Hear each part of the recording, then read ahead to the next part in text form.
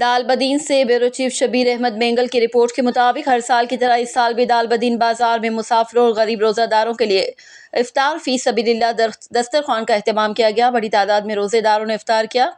واضح رہے، ضلع چاکی کے صدر مقام دال بدین میں ہر سال کی طرح اس سال بھی افطار فی سبیل اللہ دسترخوان کا سلسلہ جاری ہے۔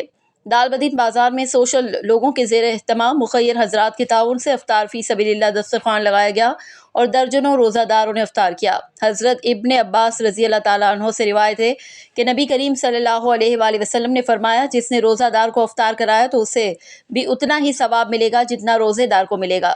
الحمدللہ افطار فی سبیل اللہ افطار دسترخوان گزشتہ 10 سالوں سے دال بدین بازار کسٹم آفس کے قریب لگایا جا رہا ہے۔ یہ افطاری دسترخوان خصوصی طور پر مزدور طبقہ، غریبوں اور مسافروں کے لیے ہے۔ اس کے علاوہ غریب مساکین یتیموں کو عید کی خوشیوں میں شامل کرنے کے لیے ان کے بچوں کو نئے جوتے، کپڑے اور دیگر ضروری سامان دیے جائیں گے۔ اس کار خیر اور عظیم نیکی میں ہر ایک اپنا حصہ ڈال سکتا ہے۔ آپ سب کا تعاون نہایت ضروری ہے۔ جو بھی استطاعت رکھتا ہو وہ اپنی مالی مدد، راشن یا دیگر طریقوں سے اس کار خیر میں حصہ ڈالے اور اجر عظیم کمائے۔